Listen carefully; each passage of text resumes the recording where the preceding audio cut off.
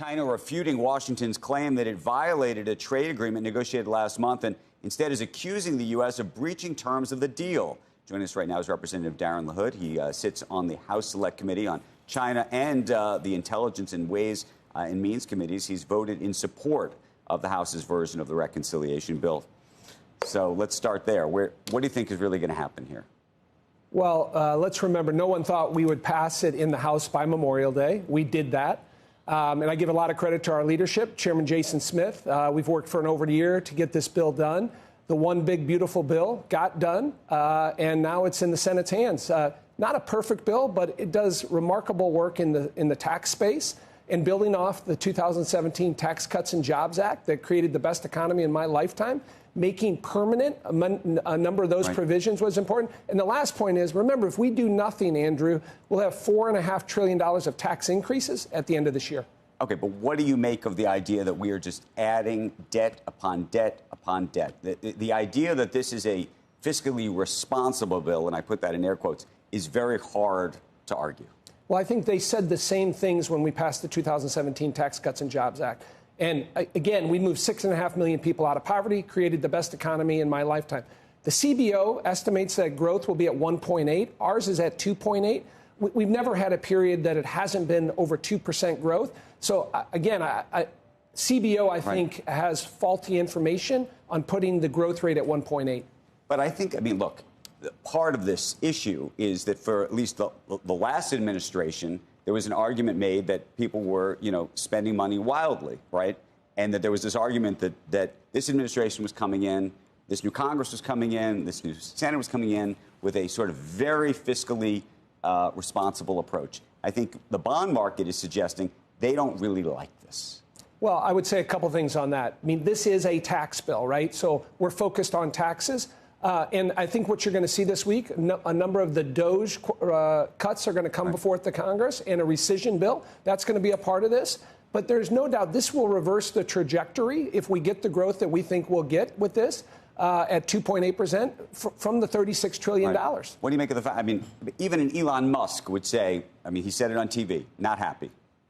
Well, I would disagree with Elon in the sense that he doesn't understand how the tax bill works. Again, look at the statistics from 2017, right? Higher wages, lowest unemployment, 6.5 million people moved out of poverty.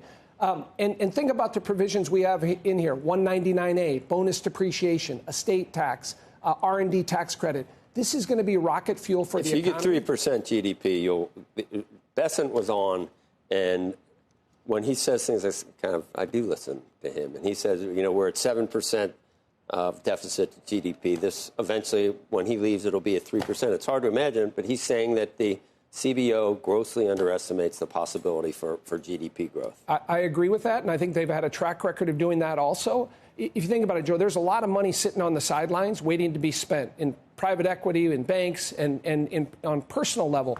They're waiting to see predictability and certainty in the economy. That's what this bill does. It gives predictability and certainty, and that's frankly what people want, particularly with... You're going to need GDP of 3%. Yes. And I think that's going to happen? Listen, we're at 2.8 is what we predict in our bill. I think it could go much higher than that. And that would...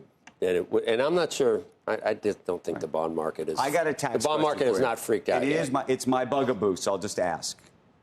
It's a small number, but carried interest. Can you explain to me, in like I'm 5, why carried interest remains ongoing, not touched by this bill? Well, again, we can get into the details of that, Andrew, but we had a lot of discussion in the Ways and Means Committee. The Senate will talk about this now. But if you look at what private equity and a number of venture capitalists have done in this space in terms of creating more economic growth, right? Letting the private sector flourish and prosper. I think you start with the premise that we're not going to grow the economy with more government spending. We have to let the private sector flourish and grow. And I think the carried interest part of that, we've seen direct results from that have benefited the economy and created more jobs. Just so we're on the same page, the folks who are benefiting from that are not the folks who are investing their own money. This is not to benefit the investors. This is to. But the overall industry is a positive.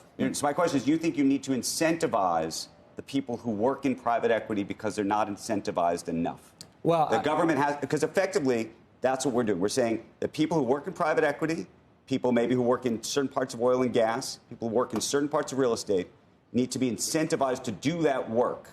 Meaning, like, and you would say you don't need to incentivize teachers, you don't need to incentivize doctors or anybody else, but that issue, real estate, oil, gas, private equity, venture capital, those people need a special incentive to actually take those jobs, and that they wouldn't take those jobs and those smart people wouldn't do that work otherwise. Is that your position? Well, I wouldn't put it exactly like that, but what I think we've seen is this provision being in place has allowed private equity to go in and help take over businesses that are distressed and otherwise.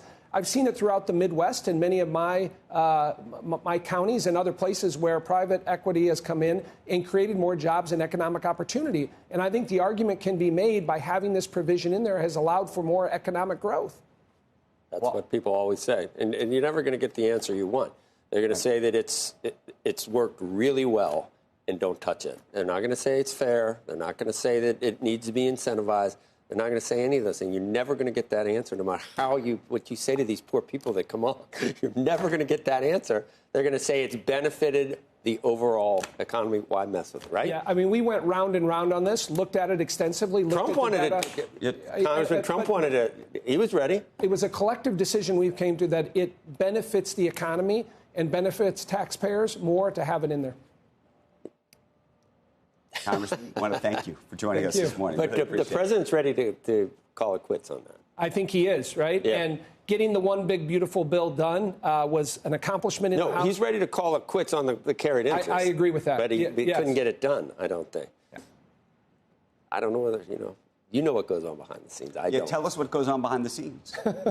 Well, we've been open and transparent on the Ways and Means Committee with this bill. Again, I give Chairman Smith a lot of credit on that.